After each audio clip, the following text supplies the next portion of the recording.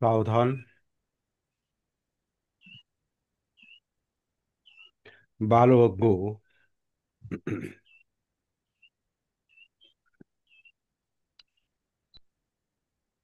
आज 12वी गाथा घेऊया. बालवग्गातली आणि धम्मपदातली 71वी गाथा.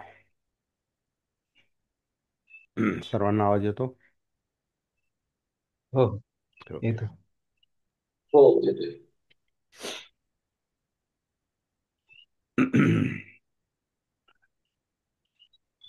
नहीं पापं कतं कम्मं सज्जु क्षीरं व मुच्यति दहन्तं बालमन्वेति भस्मच्छन्नो व पावको. गाथेचा अर्थ पुस्तकात असा दिलेला आहे, जो मी तुम्हाला पाठवला आहे, आणि बहुतेक ठिकाणी तसाच दिलेला आहे. त्याचा अर्थ आपण पाहू, मग तो बरोबर आहे की चुकीचा आहे तेही पाहू, आणि मग त्याच्यावर आपण चर्चा करू. नाही पापं कतं कमं, ज्याप्रमाणे, त्याचा अर्थ असा आहे, ज्याप्रमाणे ताजे दूध लवकर फाटत नाही, त्याप्रमाणे पापकर्म आपले फळ लगेचच देत नाही. राखेने झाकलेल्या विस्तवाप्रमाणे धुमसत ते मूर्खाचा पाठलाग करते. आता इथे ते ते कर्म म्हणजे ती कृती,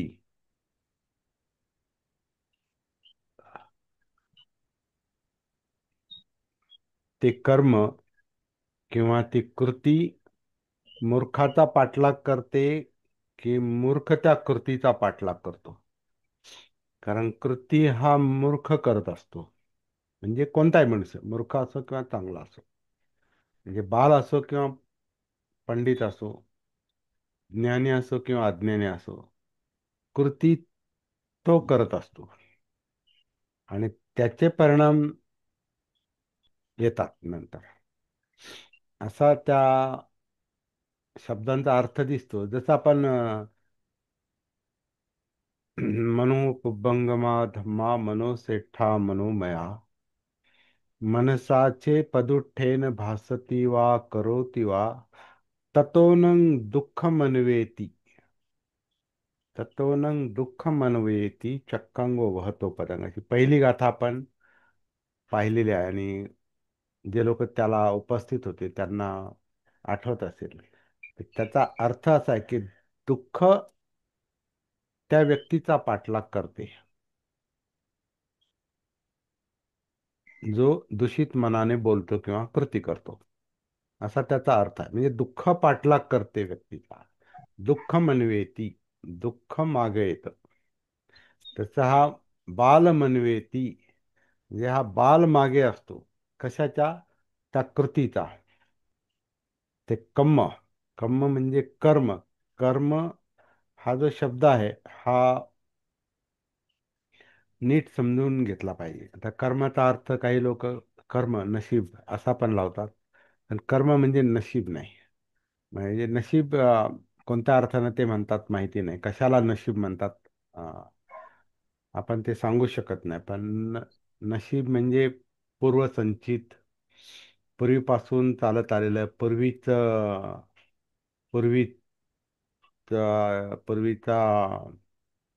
जन्म, पूर्वीची अवस्था, काय मागचं, त्या नशिबाचा अर्थ मागचं, किंवा जे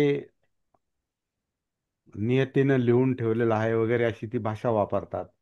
आणि त्याप्रमाणे त्या माणसाचं कर्म असतं, आणि मग त्या कर्माप्रमाणे तो कृती करतो, आणि मग कृतीचे ते परिणाम होतात. तर एखाद्याचं पाप कर्म, एखाद्याचं वाईट कर्म, किंवा एखाद्याच्या जीवनात काही वाईट घडलं, तेव्हा म्हणतात त्याचं नशीब तसं होतं. नशीब तसं होतं म्हणजे ते आधीच कोणीतरी ते ठरवलेलं आहे, आणि ते बरोबर ते आलेलं आहे. म्हणजे ते नशीब कर्म याचा असा अर्थ लावतात ते. आणि तो योग्य आहे की नाही, हा चर्चेचा विषय आहे. पण इथे बुद्धांनी जे कम्म हा शब्द वापरला, कम्म म्हणजे कर्म, कर्म म्हणजे ऍक्च्युली कृती. कर्म, कर्म मध्ये करणे आहे. करणे काहीतरी ऍक्शन आहे, काहीतरी कृती आहे. आणि कृती कशी घडून येते,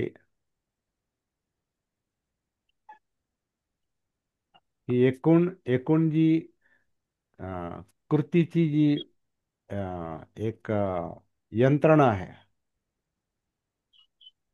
ऍक्शनची जी यंत्रणा आहे, ती गुंतागुंतीची आहे. आणि त्याच्यामध्ये अनेक गोष्टी सामावलेल्या आहेत. म्हणजे कर्म, कर्म, कृती याच्यामध्ये अनेक गोष्टी सामावलेल्या आहेत. एकच नाही, म्हणजे काहीतरी एकच काम केलं म्हणजे ती कृती, म्हणजे ते कर्म असं नाही. तर अमुक एक मनुष्य असाच वागतो, असंच काम करतो, असंच बोलतो, म्हणजे त्या तेवढ्या पुरताच त्याचा तो कर्माचा कर्माचा संबंध नाही की असं कर्म करतो. तर त्या कर्माच्या पाठीमागे, त्या कर्माच्या पाठीमागे अनेक गोष्टी सामावलेल्या असतात.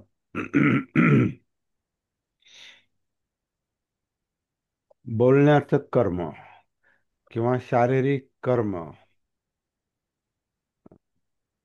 त्या कर्माचा संबंध परत शिलाचरणाशी आहे. शील आचरण, आचरण म्हणजे कर्मच आहे, कर्म आहे.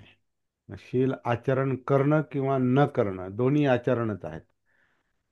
शिलाचरण करणं किंवा शिलाचरण न करणं दोन्हीमध्ये आचरण आहे, कर्म आहे, कर्म आहे. आणि आता समजा कोणत्या एखाद्या शिलाचं आपण समजा शिलाचं समजा उदाहरण घेतलं आपण, उदाहरणार्थ आपण अ,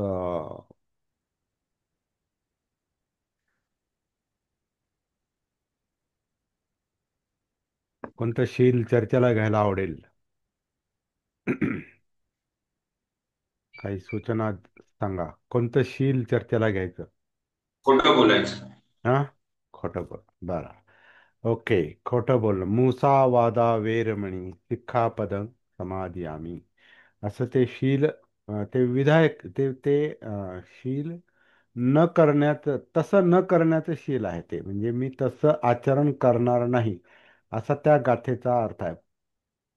मुसावादा, खोटं बोलण्यापासून वेरमणी, अलिप्त राहण्याचं शिकवण, अलिप्त राहण्याची शिकवण, सिक्खापदं, शिकवण किंवा शिक्षेचं पद. जसं आता धम्मपद तसं सिक्खापद.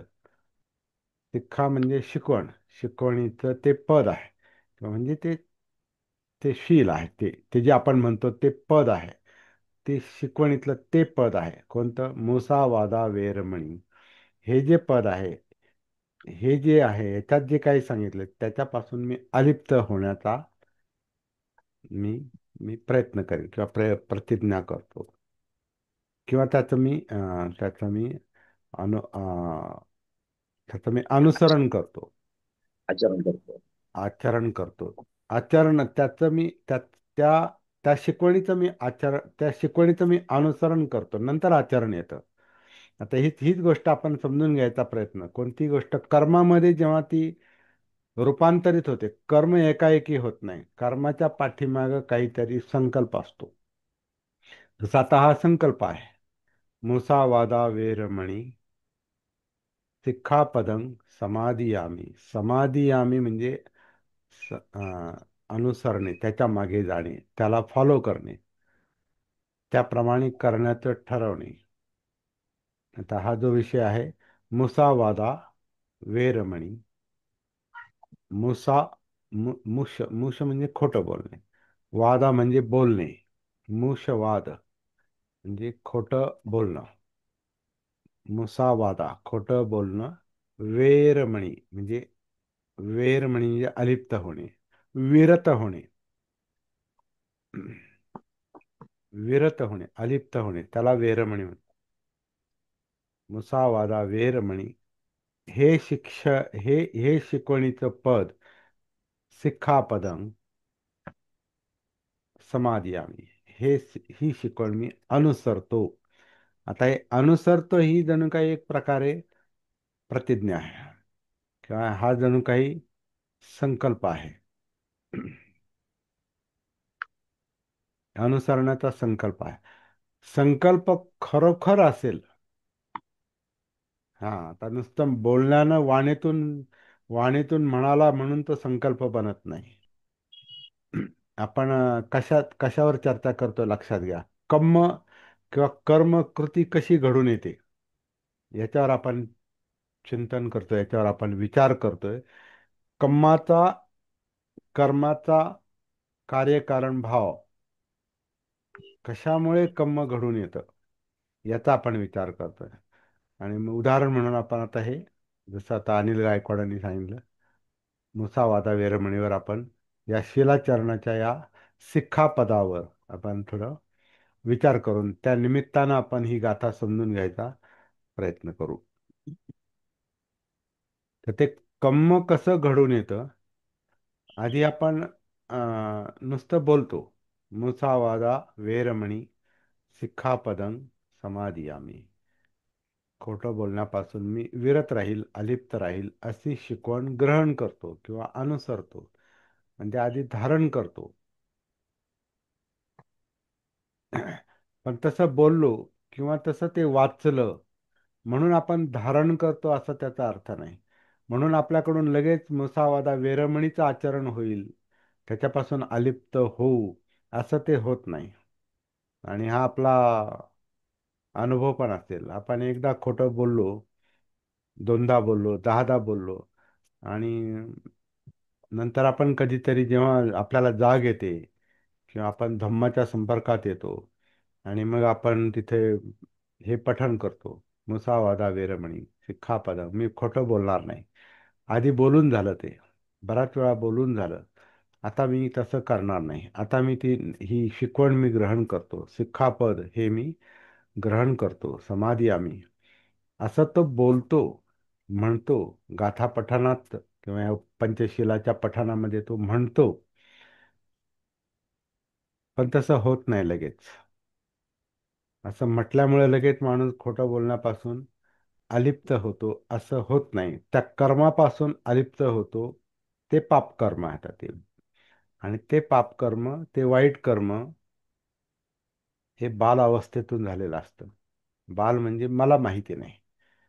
म्हणजे आपण स्वतःला जर प्रश्न विचारला का मी खोटं का बोलतो किंवा आधी का बोलत होतो किंवा अजूनही कधी कधी का बोलतो, किंवा खोटं बोलण्याची कमीत कमी इच्छा तरी निर्माण होते, का इच्छा निर्माण होते, तर ह्याचा जर आत्ता विचार केला तर त्याचं उत्तर आपल्याला काय मिळतं? मला तर उत्तर असं सापडतं, मला माहिती नाही. मला माहित नाही मी आधी असं का केलं. कोणतंही कोणतंही कोणतंही आचरण घ्या, मी असं का केलं मला नाही माहीत, पण ते केलं. ते मी करायचो, ते मी करत आलो, आजही करतो, अजूनही करायची इच्छा होते, अजूनही त्याच्यातून मी वेरमणी नाही झालो, अजून विरत नाही झालो. पण मी म्हणतो, मुसावादा वेरमणी शिक्षापदं समादियामी. तर असं म्हणणं आणि तसं होणं आणि तसं करणं प्रत्यक्षात, ह्याच्यामध्ये खूप मोठं अंतर आहे. म्हणजे कर्म समजून घेतोय आपण, कर्म, ऍक्शन, कृती, वर्तन, वर्तन समजून घेतो. वर्तन ही गुंतागुंतीची गोष्ट आहे. कारण ती आपल्या अपरोक्ष आपल्याला माहीत नसताना ती घडत असते, घडून गेलेली असते, घडत असते. त्याचे आपल्यावर संस्कार असतात. आणि संस्कार याचा अर्थ असा आहे की ते कर्म, त्या संस्कारात त्या संस्कारातून होणारं कर्म पुन्हा पुन्हा घडतं आणि त्याचं रिपिटेशन होतं. त्याला आपण सवय म्हणतो, आदत, हॅबिच्युअल पॅटर्न बनतो. कारण तशा प्रकारची ते अं, मनाची धारणा बनलेली असते. ते धरून ठेवते, ते मन ते धरते. ते मुसावादाची सवय धरून ठेवते. त्याच्या मागे तो, म्हणजे ते मन असते, ते म्हणजे ते बालमन, ते अज्ञान, ती सवय, त्याच्या मागे बाल असतो, म्हणून बाल मनवेती म्हणजे बाल मागे असतो त्याच्या, तो मनुष्य त्याच्या मागे असतो. तसं आपल्याला मुसावादा विरमणीचं जर आधी आपली हॅबिट असेल, आपल्याला सवय असेल, तसं आपलं माइंड बनलेलं आहे. बाल अवस्थेतून म्हणा, अज्ञानातून म्हणा, अजागृत अवस्थेतून म्हणा, सती नसताना, सावधानता नसताना आपल्याला ते खोटं बोलण्याची जी एक आदत, जी आदत से मजबूर म्हणतात ना, मजबुरी आहे. सवय ही मजबुरी आहे. जसं व्यसन, त्याला व्यसन पण म्हणतो आपण. व्यसनाला व्यसन का म्हणतात? ती सवय बनलेली, आदत बनलेली आहे. आणि आदत से मजबूर म्हणजे त्या व्यसनाच्या मागे तो माणूस असतो. व्यसन त्याच्या मागे नसतं, तो व्यसनाच्या मागे असतो.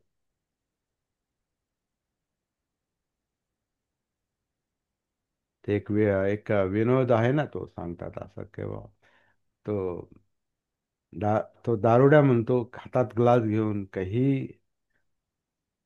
ही दारू मला सोडत नाही. ये लाल रंग कब मुझे छोडेगा, है ना ते गाणं आहे बघा. हम्म. केव्हा तो एकच प्याला नाटकातला तो आहे, तो कलाकार, तो म्हणतो, हे मला सोडत नाही, ही सोडत नाही मला. आणि धरून कोणी ठेवलंय? ग्लास धरलंय कोणी? त्यानं धरलंय. त्याच्या हाताने ते धरलंय ग्लास, आणि तो म्हणतो हे मला सोडत नाही. धरलंय याने, आणि तो म्हणतो ही दारू मला सोडत नाही.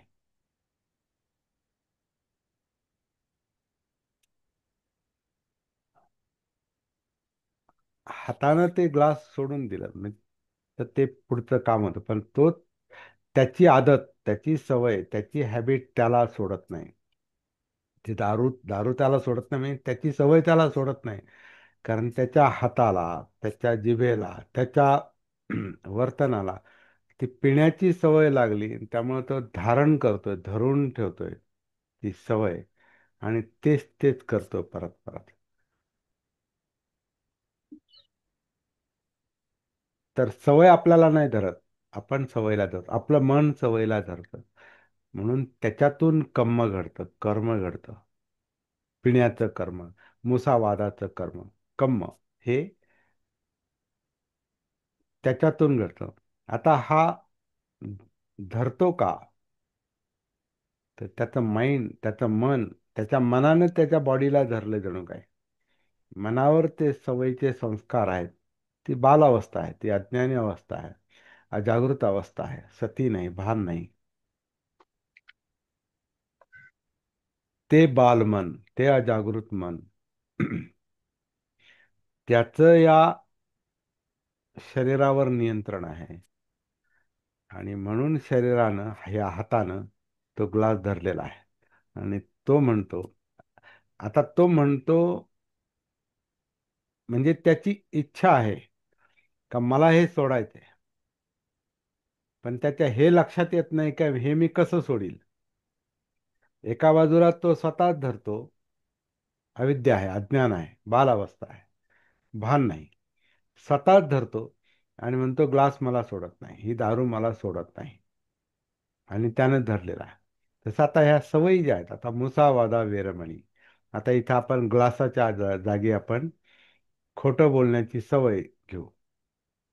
ते पण व्यसनच आहे. कोणतंही शीलभंग, शीलाचरण न करणं, कोणतंही वाईट वर्तन किंवा चांगलं वर्तन सुद्धा हा सवयीचा भाग बनू शकतो. आणि कोणतीही सवय ही वाईट सवय आहे, चांगली सवय पण वाईट सवयच आहे. याच्यावर आपण चर्चा करू शकतो. याच्यावर कोणाला काही प्रश्न विचारायचा असेल तर ते नंतर विचारू शकतात, किंवा चर्चा करायला एक गती देऊ शकतात. चांगलं वर्तन हे पण वर्तनच आहे, ती एक सवयच आहे. आणि ती सवय एक नंतर अं, ती आपला अहंकार बनते. जसं दारू पिणाऱ्याला न्यूनगंड निर्माण झाला, त्याच्यामध्ये न्यूनगंड निर्माण झाला की त्याला, आणि तो न्यूनगंड लक्षात आला भानावर आल्यामुळं कळायला लागलं, थोडंसं कळालं की हे वाईट आहे, चुकीचं आहे. तर त्याचा तो न्यूनगंड जो आहे, की अरे याच्यामुळे आपली नालस्ती होते, याच्यामुळे आपली चितू होते, समाज नावं ठेवतो, आपल्या सगळे नावं ठेवतात आणि तोही स्वतःला नावं ठेवायला लागतो. आणि जेव्हा त्याचा मग तो न्यूनगंड त्याच्यामध्ये कमीपणाची भावना जी निर्माण होते, मग तो खचला जातो. खचल्यावर तो म्हणतो की मला ही दारू सोडायची. कळालंय त्याला आता, मला ही दारू सोडायची.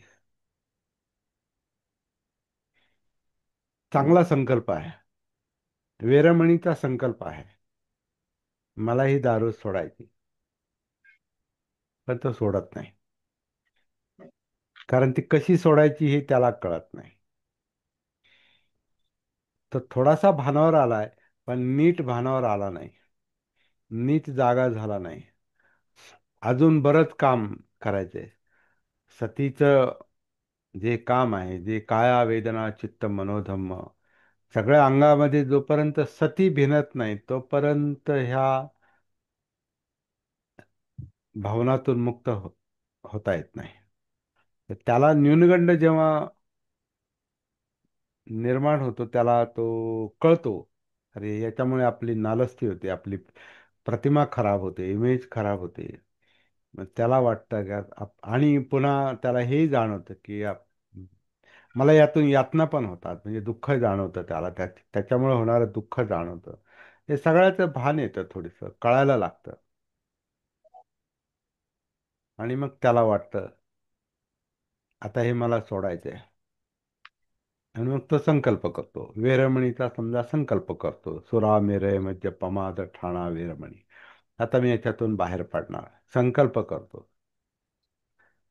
पण नंतर काही दिवसांनी म्हणतो मी बराच संकल्प केलाय, पण ही दारू मला सोडतच नाही. म्हणजे एका बाजूला संकल्प पण केलाय आणि दुसऱ्या बाजूला धरून पण ठेवलाय. म्हणजे इथे द्वंद्व असतं, म्हणजे संघर्ष चाललेला असतो. चांगला आणि वाईट वर्तनाचा, चांगल्या आणि वाईट कर्माचा, पुण्यकर्म पापकर्म आपण जे म्हणतो, चांगल्या वाईट कर्माचा इथे संघर्ष चाललेला असतो. चांगलं तर करायचंय, पण पाप कर्म सोडत नाही. पाप कर्म हातात आहे आणि पुण्यकर्माचा संकल्प मनात आहे. आणि त्याच मनात परत पापकर्म आहे, त्या पापकर्मानं ग्लास धरलेला आहे, किंवा मुसावादा धरलेला आहे, किंवा कोणतंही शील घ्या हातात, ह्या हातात सवय आपली. हे हात धरणं म्हणजे काय? सवय. सवय तेच परत परत करायचं, सवयीनं त्याला धरलंय. सवयीनं माणसाला ते धरलेलं आहे, हॅबिट. त्याला शीलव्रत परामर्श म्हणतात. हॅबिट वर्तनानं त्याला धरलेलं आहे. आता त्याला दुसरं वर्तन त्याचं काय? चांगलं वर्तन, मनाचं वर्तन. तो काय म्हणतो? तो पुन्हा पुन्हा वेरमणीचं तो म्हणतो, मुसा वदा वेरमणी, सुरामेरय मद्य पमाद ठाणा वेरमणी म्हणतो. वर्ष, 2 वर्ष, 3 वर्ष, 5 वर्ष, 10 वर्ष, 20 वर्ष, 25 वर्ष, काही माणसं आयुष्यभर ते म्हणत राहतात, पण ग्लास हातातच असतो. किंवा ते वर्तन, ते ते वळण, ते संस्कार, ती सवय ती तशीच असते, आणि ती त्याला सोडत नाही. ते कर्म याच्यातून घडतं, हा मुख्य मुद्दा आहे. हे कर्म, कर्म ही साधा सोपा शब्द नाही. कर्म म्हणजे आपलं वर्तन. मगाशी आपण हाही मुद्दा घेतला की चांगलं कर्म म्हणजे वैरमणीचा संकल्प करतोय तो, वर्षानुवर्ष करतोय, ते चांगलं कर्म आहे. पण तेही ते फक्त कर्मच आहे, ते फक्त हॅबिट बनलंय, ते सवय बनली, ती पठण करायची किंवा त्याच्यावर ध्यान करायची. नाही, मला याच्यातून बाहेर पडायचंय, मला याच्यातून बाहेर पडायचं. मग काही लोक ध्यान पण करतात, काही लोक म्हणतात देवा मला सोडव, याच्यातून मुक्ती दे, मला फार त्रास होतो, असं होतं. मग तो तिकडे याचना करतो. किंवा काही लोक बुद्धापुढं पण याचना करतात. काही लोकांना बुद्ध देवासारखेच वाटतात, की त्यांच्या पुढं त्या मूर्तीसमोर बसलं की त्यांच्यामध्ये भक्ती जागृत होते. आणि मग म्हणतो हे तुम्हीच करणार हे, बुद्ध काही नाही करणार. कारण बुद्ध कुठे आहेत? बुद्ध काय त्या मूर्तीत नाहीत, किंवा बुद्ध काय फोटोत नाहीत. बुद्ध कुठंच नाही. कारण बुद्ध म्हणजे जागृती आहे. बुद्ध म्हणजे सती आहे. आणि ते आपल्यात आहे, बीज रूपामध्ये आपल्यात आहे. त्यामुळं बुद्धं शरणं गच्छामि बाहेर नाही, ते इथं आहे, आत आहे, स्वतःमध्ये आहे. धम्म पण आता आपण पाहतो, धम्म मनोधम्म स्वतःमध्येच आहे. आता हे जी चर्चा आपली चालली हे धम्मच आहे. कुशल धम्म, अकुशल धम्म, चांगलं कर्म, वाईट कर्म, चांगली सवय, वाईट सवय, वेरमणीचं म्हणण्याचं कर्म आणि हातात धरण्याचं वर्तन, सवय, हॅबिट. सवयी हातात धरल्यात म्हणजे शरीरानं ते धारण केलेलं आहे. आणि मन म्हणतंय त्याच्यातून मोकळं व्हायचंय. ते शरीर आणि मन यांच्यामध्ये तो संघर्ष चाललेला असतो आपला. आणि त्याच्यातून सुटका होत नाही लवकर. त्याच्यातून बाहेर पडता येत नाही. मग कधी कधी मी मी माझं सगळं ते पाठ आहे आणि मला ते सगळं येतंय असं तो म्हणतोय. ग्लास हातातच आहे, सवय हातातच आहे, आणि इकडे सगळं पठण करतो. तर ही पठणाची सवय किंवा चांगला विचार करण्याची सवय, फक्त सवय जर असेल फक्त, तर ती वाईटच आहे. कारण तिचं रूपांतर कृतीत होत नाही. कारण दोन कृती एकाच वेळेला चालल्यात. मनात म्हणतो चांगलं वेरमणी, मला तसं त्याच्यातून मोकळं व्हायचंय. आणि दुसरीकडे हातात त्यांनी ते कर्म धरून ठेवलेलं आहे, वाईट कर्म किंवा ती सवय किंवा ती हॅबिट. दुसऱ्या बाजूला त्यांनी काय केलेलं आहे ते सवय हातात धरून ठेवलेली आहे. हा संघर्ष जर सोडवायचा असेल, आतल्या आतच संघर्ष आहे तो, आपलाच वाद आपणाशी, तुकारामांची भाषा जी आहे. आपलाच वाद आपणाशी, आपल्यालाच बदलायचं, आपल्यालाच बाहेर पडायचं, आपल्यालाच यातना देणाऱ्या गोष्टीतून बाहेर पडायचंय, वाईट सवयीतून बाहेर पडायचंय. इच्छा चांगली आहे पण तसं होत नाही, कारण दुसऱ्या बाजूला सवयीने धरून ठेवलंय. एका बाजूला चांगलं वागण्याची इच्छा, दुसऱ्या बाजूला सवयीने, वाईट सवयींनी धरून ठेवलंय. दोन्ही ते अं, मनाचे पॅटर्न आहेत. मनाची ती घडी तशी बसली, त्यालाच आपण संस्कार म्हणतो. संस्कार ज्याच्यामुळं कृती घडते, कर्म घडतं, त्याला संस्कार म्हणतात. तर एका बाजूला माहीत नाही कधीपासून आपल्यावर कर्माचे संस्कार, कर्माचे संस्कार आपल्यावर घडत येतात. अगदी जन्मापासून, किंवा मागं जायचं असेल तर मागं, कारण तृष्णा जी आहे ती मागूनच पुढे आली.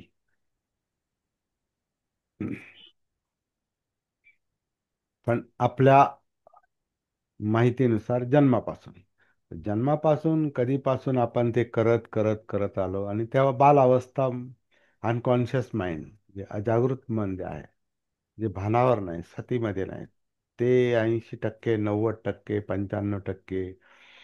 आणि लहान अवस्थेमध्ये खरोखर बालक असतानाची ते जे बालपण आहे ते अगदी 99% असतं. 99% जागृत, किंवा 100% म्हणा, बालपण.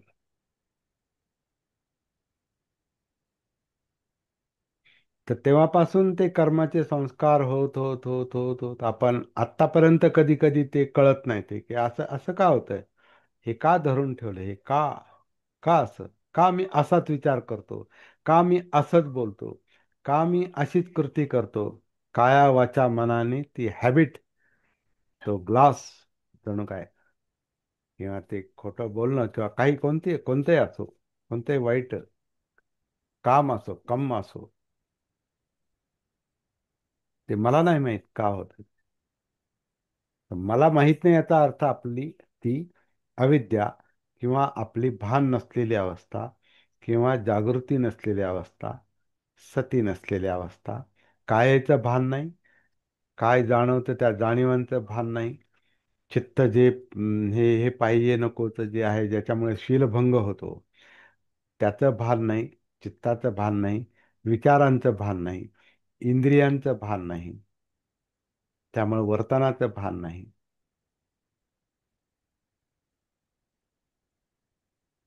आणि म्हणून हे द्वंद्व आहे, हे संघर्ष आहे आतमध्ये. एका बाजूला चांगलं वागायचं ठरवतं, दुसऱ्या बाजूला ते तसं होत नाही, कारण वर्तनाने धरून ठेवलं हॅबिट. आता आपला हा हात जो आहे, हा ग्लासाच्या निमित्तानं आपण पुढं करतोय, परंतु याच्यामध्ये वर्तनाने पकडलेलं आहे, वर्तनाने धरलेला आहे, संस्कारांनी धरलेला आहे, कारण संस्कारातून वर्तन घडतं. मग ते चांगले संस्कार असो तरी पण तो अहंकार पण बघतो. चांगले संस्कार, मी फार चांगला आहे आणि मी इतके वर्ष झाले हे असं असं पठण करतो आणि हे मला माहिती आहे आणि मी प्रवचनं देतो आणि लोकांना सांगतो मी फार चांगला आहे. तर हे चांगलेपणाचे संस्कार, ती हॅबिटच ती, त्याच्यातून तो जसं वाईट कृतीचा न्यूनगंड तयार होतो, म्हणजे कमीपणाची भावना तयार होते, आपण चांगले आहोत याच्या अहंकारातून अहंकाराची भावना तयार, अहंगंड, इकडे न्यूनगंड, कमी समजतो, इकडे स्वतःला मोठा समजतो. तर दोन्ही गंडच आहेत, ते दोन्ही पण ते गंड म्हणजे आपण गळू म्हणतो ना, आपण ते आजार, प्रॉब्लेमच आहे, ते आजारच आहे तो. हे दोन्ही आजार आहेत, न्यूनगंड आणि अहंगंड. या दोन्हीमध्ये आपलं चित्त मन हेलकावे खात असतं. म्हणजे इकडे न्यूनगंड निर्माण झाला की तो अहंगंडाच्या बाजूला झुकतो आणि अं, स्वतःला मोठा समजायला लागतो. असतो कमी पण मोठा समजायला लागतो. पण जेव्हा हे लक्षात येतं की मी ह्याच्यामध्ये हेलकावे खातोय, मग तर दोन्ही प्रॉब्लेम मधून तो, त्याची सुटका होते आणि मग तो मध्यम मार्गावर येतो, सम्यक. मग तो मध्यम मार्गावर येतो. मग सुख दुःख, यश अपयश, निंदा स्तुती, लाभ हानी, ह्याच्यामध्ये हेलकावे खात नाही तो. किंवा आता इथं मुसावादा, खोटं बोलायचं की बोलायचं नाही. एका बाजूला वाटतं बोलायचं नाही, दुसऱ्या बाजूला बोलतो, कारण बोलण्याची कृती धरून ठेवली, बोलण्याची हॅबिट तिने धरून ठेवलेला आहे किंवा यांनी तिला धरलेला आहे, करणाऱ्याने त्याला धरलेला आहे. बाल मनवेती, बाल मन त्याला धरतं, त्याच्या मागे जातं. हा सगळा प्रॉब्लेम सोडवायचा असेल तर मला तरी वाटतं जागृतीच्या अभ्यासाशिवाय दुसरा मार्ग नाही. हीच गोष्ट कदाचित बुद्धांच्या लक्षात आली, कदाचित नाही, आता त्याची खात्री पटायला लागली, मला तरी खात्री पटायला लागली की बुद्धांनी सगळं पहिलं सगळं सोडून दिलेलं आहे. काय ध्यान बिन काय नाही, काही संकल्प करत बस. ध्यान सुद्धा संकल्पच आहे. आपण का ध्यान करतो, का विशिष्ट गोष्टीवर आपण लक्ष देतो, कारण इकडं ते सुटत नाही. मग आपण ते त्याच्यावर नाही करायचं, नाही करायचं, इकडे मन एकाग्र नाही आणि इकडे एकाग्र व्हायचा प्रयत्न करतो. पण एकाग्र का नाही, इकडं नाही वळत. चित्त चंचल का आहे, इकडं नाही वळत. मला चंचल चित्त नको म्हणून तर दुसऱ्या गोष्टीवर तो लक्ष देतो आणि तिथे एकाग्र व्हायचा प्रयत्न करतो आणि फोर्सफुली, इच्छाशक्तीच्या बळावर शक्ती लावून एकाग्र होण्याचा प्रयत्न करतो. तिथंच प्रॉब्लेम इकडं आणि लक्ष दुसरीकडे नाही होत, प्रॉब्लेम सॉल्व्ह होणार नाही. ज्यानं धरलंय त्याच्याकडेच वळालं पाहिजे. ते धरणारं चित्त आहे, ते आत आहे, तिकडं वळालं पाहिजे. त्याला बाहेर लावून दुसरा विषय देणं, दुसरीकडे ध्यान देणं, दुसरं पठण, नुसतं पठण करत राहणं, ध्यान देणं म्हणजे दुसरीकडे अटेन्शन देणं आहे, लक्ष देणं आहे. हेतू चांगला आहे, पण इकडं कर्माने धरलंय त्याचं काय? हॅबिटने धरलंय त्याचं काय? इथं वेरमणी होत नाही त्याचं काय? अलिप्त होत नाही त्याचं काय? तो प्रश्न सुटला पाहिजे आणि तो प्रश्न सोडवण्यासाठी हाताकडेच वळलं पाहिजे. मग त्याची पकड सुटते. मग मोकळा होऊ शकतो माणूस. आणि ही ही पकड आतमध्ये आहे. ही कायेमध्ये आहे.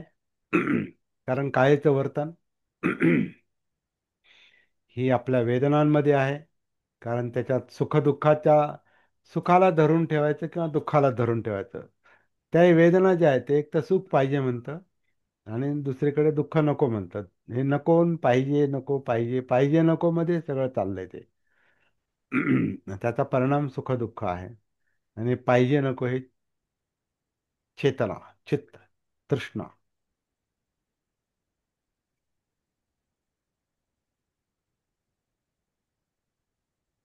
हा दोष नाही परत. आपण हे कोण नावं ठेवण्याचा मुद्दा नाही, हा स्वतःला पण नावं ठेवण्याचा मुद्दा नाही. मला माहित नाही हे का होतं.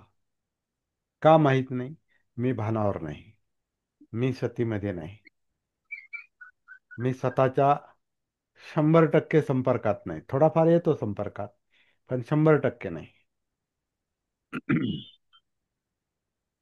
थोडाफार संपर्कात येतो म्हणून वेरमणी म्हणतो.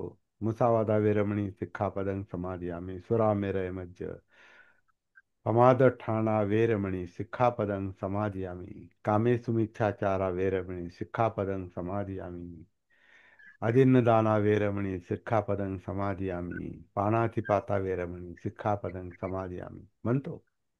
म्हणतो, पण होत नाही. कम्म, वाईट कर्माचं सत्कर्मामध्ये, सत वाईट कर्माचं चांगल्या कर्मामध्ये, दुष्कर्माचं सत्कर्मामध्ये रूपांतर झालं पाहिजे. परिवर्तन,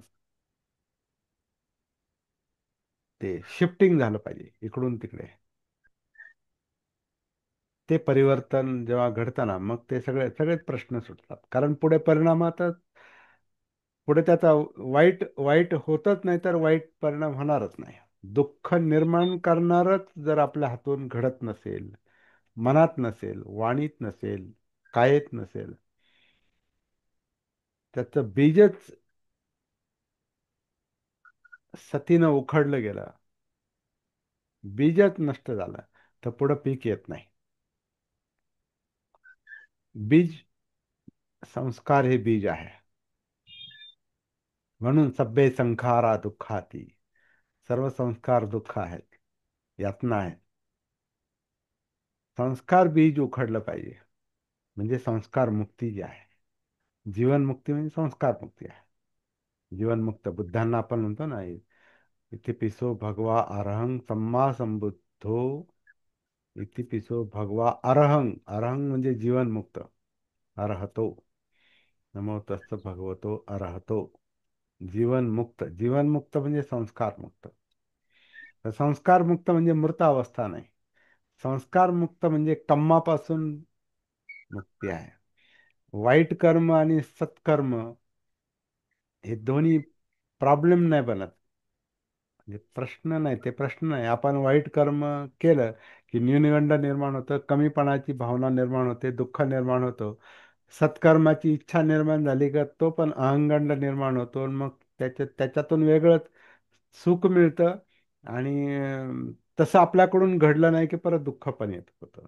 असं पण म्हणजे असं ह्या ह्या संस्काराच्या ह्या संघर्षातून, द्वंद्वातून सिद्धार्थ गौतमांची मुक्ती झाली. ती 35व्या वर्षी. बंद ते सगळं, काही नाही. दुःखही नाही, दुःखाचं कारणही नाही, निवारण आता झाले, आता निब्बाण मिळालं. आता काही कारणच नाही, त्याला बीजच नाही. ते बीजच काय झालंय ते निष्प्रभ झालंय, काय म्हणतात त्याला, ते आता निकामी झालंय. नायनाट. हा. नायनाट. हा. बीजाचा बीजात बी, बीज बीजाचं बीजाचं अंकुर फुटण्याचा गुणधर्म संपला तो. हम्म. कारण अंकुर फुटणं आणि ते म्हणजे ते परत ते वाढणं. तर ते बीज बीज दिसतंय ते, पण त्याला परत आता त्याच्यात अंकुर नाही फुटत. शरीर तेच आहे. कारण हे बीज म्हणजे संस्कारांची बीजे कुठं असतात? याच्यातच आहेत ना, आपल्यातच आहेत. या कायेतच आहेत, या चित्तातच आहेत, या मनातच आहेत, या वाणीतच आहेत, या कर्मातच आहेत. इथंच आहे. त्या बीजाच्या कम्मातून बाहेर आलं की मग त्याचा विपाक होत नाही. विपाक म्हणजे परिणाम. कम्म विपाक ही बुद्धांची मूलभूत शिकवण आहे. कम्म आणि विपाक, कर्म विपाक म्हटलेलं आहे. हे कर्म विपाक, कर्म परिणाम, कर्म का घडतं, कर्माचे संस्कार कसे अज्ञानातून तयार होतात, अविद्येतून तयार होतात, बालावस्थेतून तयार होतात, भान नसल्यामुळे, सती नसल्यामुळे. हे लक्षात आलं की मग ते बीज निष्प्रभ होत जातं.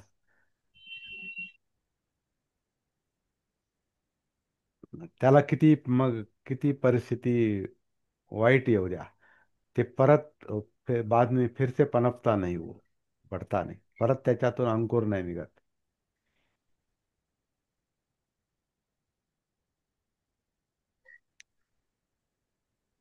निर्वाण. वाण म्हणजे तृष्णा. निर्वाण म्हणजे तृष्णामुक्ती.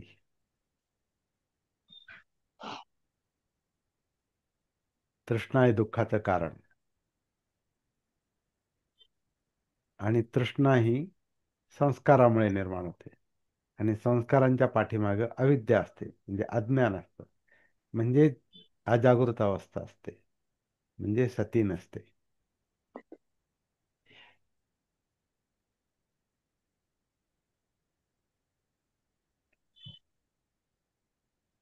तर चला, समजा बाल अवस्था आहे, तर बाल अवस्थेत असताना अजागृत अवस्थेत आपल्याला, म्हणजे आता आता ह्या गाथेच्या संदर्भात आपण थोडासा विचार करू की ते आपण बाल अवस्थेत, अजागृत अवस्थेत आपण जे कर्म करतो का, जे कर्म निर्माण होतं आणि त्याच्यातून जे पापकतं कर्म, पाप करणारं कर्म, पाप करणारं कर्म, त्याचा परिणाम हा लगेच होत नाही असं ते, ही गाथा काय सांगते. जसं दूध लगेच फाटत नाही. ताजं दूध जे असतं ना ते काही वेळानंतर ते फाटायला सुरुवात होतं, म्हणजे त्याचं दही व्हायला, म्हणजे नासायला सुरुवात होते.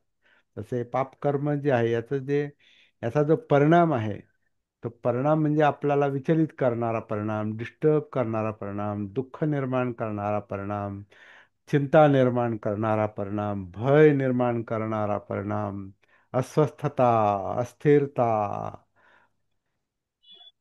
आणि ती हॅबिट, ती सवय, हे सगळं सगळं जे घडतं ते एकदम घडत नाही. ते म्हणतात दूध जसं एकदम फाटत नाही, तसं कम्म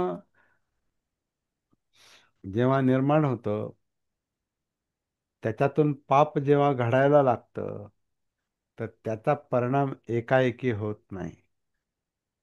म्हणजे कधी कधी तर गोड वाटतं. अशी एक पाठीमागे गाथा आली ना, की जोपर्यंत ते पक्व होत नाही तोपर्यंत ते वाईट कर्म करणाऱ्याला ते फार गोड वाटतं. अरे काय भारी. म्हणजे आता समजा, आता हे दारूचंच परत उदाहरण घेऊ आता. किंवा आता मुसावादाचा अनिल गायकवाडांनी मुद्दा दिलाय तो. किंवा आता आपण दारूचं उदाहरण जरा पटकन, कारण आता त्याला दारूला धरलंय आपण आता. दारूला धरलंय आपण, दारू घेत नाही पण दारू धरलेली आहे. तर ते दारूचंच उदाहरण आपण घेऊ. आता हे पहिल्यांदा दारू पिताना फार आनंद वाटत असेल, वाटतो. माझी भाषा लक्षात घ्या. पहिल्यांदा दारू पिताना ती झिंग जी येते ती आनंद देणारी असते. मी जेव्हा शास्त्रीय गायन करायचो, अं, काही वर्ष मी शास्त्रीय गायन केलं, आणि धम्माच्या संपर्कात येण्याच्या अगोदर शास्त्रीय गायन हे माझं जीवनाचं ध्येय होतं. आणि मग मी खूप मोठमोठाले गायक मी जवळून पाहिले, ऐकले. भीमसेन जोशी, पंडित जसराज, किंवा किशोरी आमोणकर, किंवा कुमार गंधर्व, हम्म, किंवा बिस्मिल्ला खानची सनई पण ऐकली, किंवा हरिप्रसाद चौरासिया यांची बासरी ऐकली, किंवा त्या सवाई गंधर्वाला मी दरवर्षी जायचो. 3 दिवसाचा समारोह समारोह असतो तो पुण्यामध्ये. भीमसेन जोशी चालवायचे त्यांच्या आर्य संगीत प्रसारक मंडळाच्या वतीनं. तर ते 3 दिवस, दिवस रात्र ते चालायचं पूर्वी, आधी. नंतर त्याच्यावर बंदी आली. म्हणजे म्हणजे दिवस रात्र चालवायला बंदी आली, पण 3 दिवस तो समारंभ चालायचा. तर मी अक्षरशः सगळे काम धंदे टाकून मी तिथं जाऊन बसायचो. एवढं म्हणजे माझं ते ती संगीताची जी माझी आमची एक अनुवांशिक प्रेरणा आहे. ती आमच्या वडिलांनाही तो संगीताचा छंद होता, आणि आमच्या आजोबांनाही होता. आमचे आजोबा त्यावेळेला नामवंत गायक होते असं म्हणतात. आणि ते अगदी इंदोरच्या दरबारात वगैरे पण असं ते हजेरी लावायला कधी मधी बोलवायचे, असं वडील सांगायचे. हा.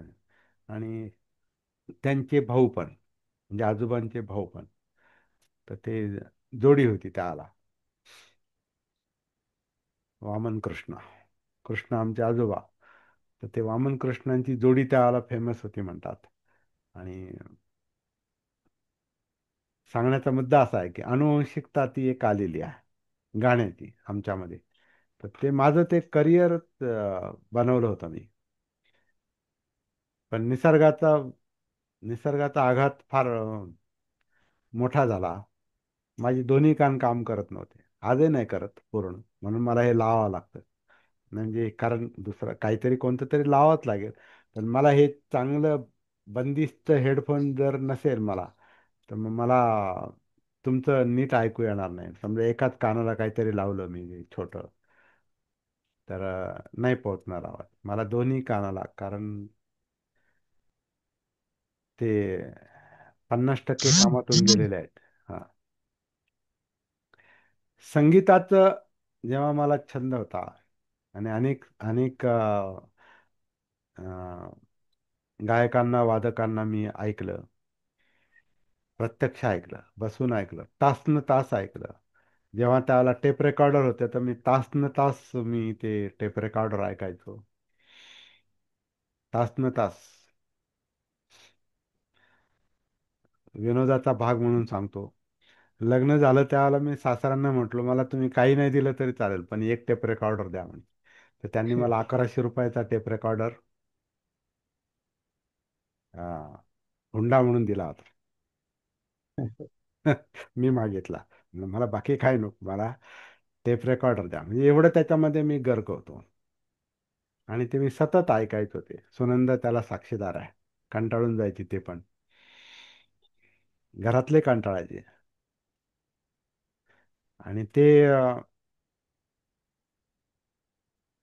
ऐकताना मी आणखीन जास्त एक ऐकायचो, ते म्हणजे भीमसेन जोशींचं. आता मी मूळ मुद्द्याकडे येतो. मला भीमसेन जोशींचं गायन आजही आवडतं. म्हणजे आवाजाचा जो त्यावेळेला जो पोत होता, थोडासा क्वालिटी ती थोडीशी त्या टाईपची होती.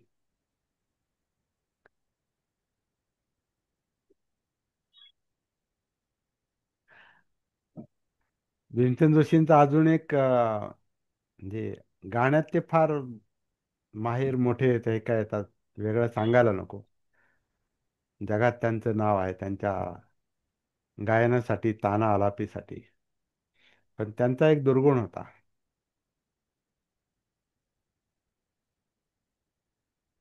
ते दारू पिऊनच गायला बसायचे सुरुवातीला. म्हणजे माझ्या ऐकण्यानुसार, मी प्रत्यक्ष, कारण पाहायचं काही कारणच नाही इतक्या जवळून.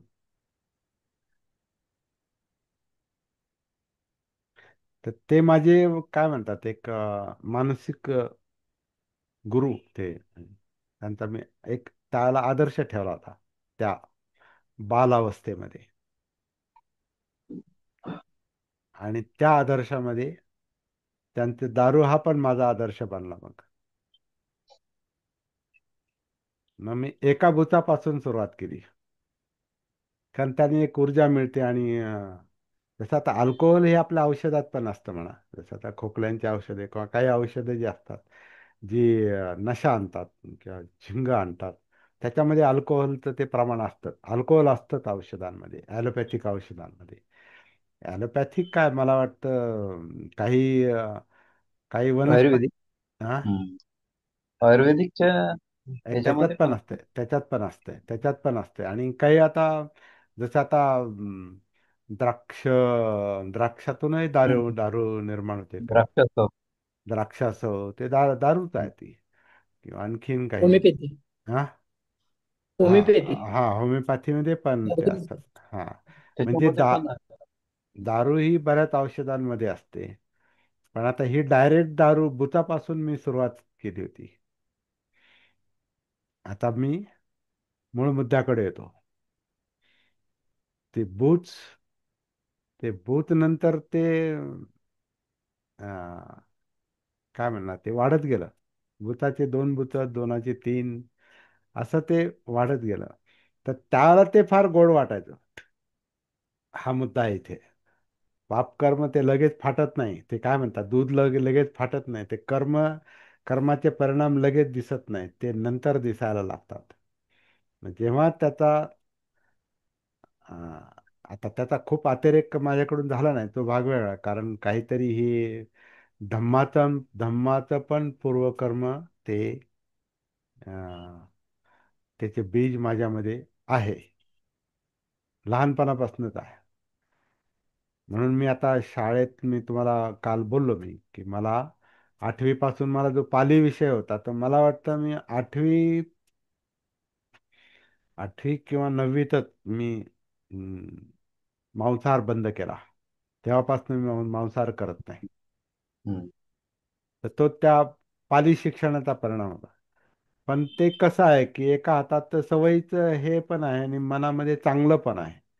चांगलं करण्याची पण इच्छा आणि वाईटाची सवय किंवा बऱ्या वाईटाची सवय, ती नाही धरलेला. आणि चांगलं पण म्हणजे सत्कर्म दुष्कर्माचा संघर्ष जो चाललेला असतो, तो चालूच होता. त्याच्यामुळे मग भूताचे दोन भूत, तीन भूत, असे ते जे काही वाढत गेले थोडेसे. आता खूपच अगदी लिमिटच्या बाहेर नाही गेलो मी कधी. पण काही झालं तर ती नशाच आहे. त्याच्यात ते सुरुवातीला आनंद वाटतो. पण जेव्हा नंतर भान येतं आपल्याला, जेव्हा कळायला लागतं, मग आपण मोठ्या भक्तीनं आपण शिलाचरणाचं पठण करतो, त्रिशरण पंचशिलाचं पठण करतो.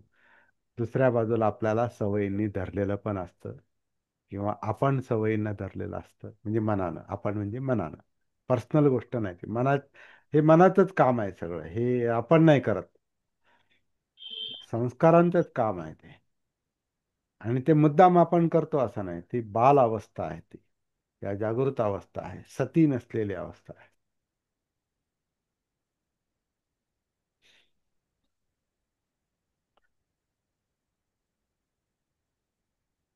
चुरा मेरे मज्जेचा मुद्दा मी सांगत होतो, की ते जेव्हा मला कळायला लागलं, आणि विशेषतः जेव्हा मी 1983 मध्ये त्रैलोक्य बौद्ध महासंघाच्या निमित्तानं जेव्हा मी धम्माच्या प्रवाहात आलो, मग मला खरं भान यायला सुरुवात झाली. ती त्रैलोक्य बौद्ध महासंघामुळे असं नाही म्हणतायत. तर धम्म, ती जागृतीचं जे हे आपल्यामध्ये एक अ, आपण जे चांगल्या गोष्टींना आपण रिस्पॉन्स देतो, प्रतिसाद देतो चांगल्या गोष्टींना, ती गोष्ट खरी महत्वाची असते आपल्यामध्ये. नाही तर चांगल्या गोष्टी अनेक आहेत आपल्या आजूबाजूला. अनेक लोक काम करतात, अनेक संस्था काम करतात, अनेक पुस्तकं आहेत, अनेक गोष्टी, अनेक सांगणारे लोक आहेत. आजकाल तर खूप त्याचं पिकच आलेलं आहे. जसं आपण नेटवर जर पाहिलं तर खूप, म्हणजे धम्मप्रचार करणारे खूप लोक आहेत, पठण करणारे खूप लोक आहेत. म्हणून काही आपले प्रश्न त्याच्यामुळे सुटतायत. प्रेरणा मिळते, आपण त्याला शिकण्याचा प्रयत्न करतो. परंतु ते लगेच होत नाही ते. तर ती अंतरप्रेरणा आपल्यामध्ये निर्माण व्हावी लागते, आणि ती अंतरप्रेरणा सती जागृतीनं निर्माण होते. म्हणून बाहेर कोण आपल्याला काय शिकवतं ते नाही महत्वाचं. ते चांगलंच आहे. चांगलं आहे ते चांगलं आहे. परंतु त्यानं आपल्यात परिवर्तन होत नाही, किंवा तेवढ्या प्रभावीपणे ते नाही चाललेलं काम ते. आहे काय ते चांगलं आहे. अनेक संस्था आहेत. भारतीय बौद्ध महासभा आहे, किंवा अं, अं, काही थाई थाई मेडिटेशनचे, आता काही लोक तर थाई मेडिटेशनच्या मागे पण आहेत. आणि काही भिक्षू, धम्मचारी, बौद्धाचार्य आणि इतर लोक प्रचाराचं काम करतात. सगळीकडे ते आहे वातावरण. आणि एकमेकांमध्ये संघर्ष पण आहे. कारण ती संस्था धरली हातात जास्त. धम्म धम्म धम्म धारण करण्याच्या ऐवजी संस्था धारण करतात. किंवा आता विपස්සनेचं एक आहे गोयंका गुरुजींचं. त्याही मार्गावर अनेक लोक आहेत. पण तो हॅबिट हॅबिटमध्ये अडकतो आपण. ते कशासाठी येते लक्षात घेण्याऐवजी हॅबिटमध्ये अडकतो आपण. त्याचंच ध्यान करतो. त्यालाच पकडणं म्हणजे ध्यानच आहे. त्याच्यावरच ध्यान देतो. मन, आपण म्हणजे मन, चित्त. पण जेव्हा जाग येते, जेव्हा स्वतः स्वतःमध्ये जाग येते, मग खरं काम सुरू होतं. म्हणजे आपण कुठल्या त्या भेदभावामध्ये पडत नाही मग. हे चांगलं का ते चांगलं, हे वाईट का ते वाईट, ते तसलं नाही. जे आहे ते आहे, जसं आहे तसं आहे. काही चांगलं आहे, काही वाईट आहे, काही चुकीचं आहे, काही बरोबर आहे, काही योग्य आहे, काही अयोग्य आहे. जग हे अशा गोष्टींनी भरपूर आहे, योग्य अयोग्य. आपण भानावर असू, आपण जागृत असू, तर आपण योग्य निवड करणार, आणि मग सम्यक मार्गावर येणार. आणि मग परिवर्तन सुरू होतं. मग बीजाचं अंकुरामध्ये रूपांतर होत नाही. मग निब्बाणाकडे खरी वाटचाल सुरू होते.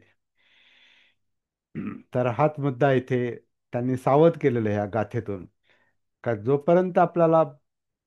जोपर्यंत ह्या बाल मनुष्याला भान नसतं, तोपर्यंत त्याच्या पाप कर्माचे त्याला परिणाम दिसत नाहीत. जसं दूध लगेच फाटत नाही, तसं ह्याचे पापकर्म लगेच परिणाम देत नाहीत. जेव्हा ते परिणाम त्याला दिसतात, मग बाल मनवेती, तो काय करतो तो, तर राखेखाली झाकलेला विस्तव जसा धुमसत असतो. तर ज्यांना माहिती आहे, चूल किंवा चुलीतली राख आणि राखेखालचा निखारा. पूर्वी एक हे असायचं बघा, म्हणजे खेड्यामध्ये पूर्वी, म्हणजे काड्याची पेटी सुद्धा पटकन ते मिळत नव्हते, कारण तिला पण पैसे द्यावे लागायचे. मग ते दुसऱ्या दिवशी सकाळी, आजचा स्वयंपाक झाला की सकाळी परत ती चूल पेटवायला काडी ओढावी लागू नये म्हणून त्या महिला चुलीमध्येच राखेखाली तो निखारा ठेवायचा, असं म्हणतात. म्हणजे पाहिलेलं पण आहे. राखेखाली तो निखारा ठेवायचा, आणि तो रात्रभर तो तसा असायचा. आणि दुसऱ्या दिवशी ती राख बाजूला काढायची, आणि त्याच निखाऱ्यावर परत चूल वगैरे काय म्हणतात त्या लाकडं किंवा गौरी वगैरे त्याच्यामध्ये टाकून, गौरी टाकून ते परत पेट घ्यायचा, आणि दुसऱ्या दिवशीचा स्वयंपाक चालायचा. तर ते राखेखालचा निखारा जसा तो धुमसत असतो, प्रज्वलित असतो, तसं हे वाईट कर्म जे आहे, ह्या ह्या वाईट कर्मामुळे या बाल माणसाच्या मनातलं ते पाप कम्म, पापं कथं कम्मं, पापकृत कर्म, पापयुक्त कर्म, ते त्या निखाऱ्याप्रमाणे त्याला जाळीत असतं. आणि तो त्याला त्रास होतो. ते मूर्खाचा पाठलाग करतो म्हणण्यापेक्षा ते कर्म ते ते ते धुमारा तो धुमसणारा अग्नीला तो धरून ठेवतो, कारण त्याचं त्याला भान नाही, त्याची त्याला सती नाही, चित्तानुसती नाही, असा तो याचा अर्थ निघतोय. याच्यात जो सांगितलेला अर्थ आहे की तो मूर्खाचा पाठलाग करते नाही, मूर्ख सवयींचा पाठलाग करतो. मूर्ख त्या अग्नीच्या, कारण ते चांगलं वाटतं, उबदार वाटतं ना ते, काही गोष्टी उबदार वाटतात. उबदार वाटतात.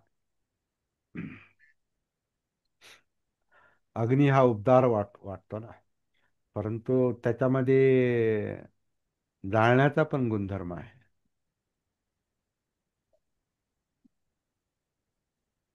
अग्नी एका बाजूला उबदार असतो, दुसऱ्या बाजूला तो पेट घेऊन तो नष्ट पण करू शकतो.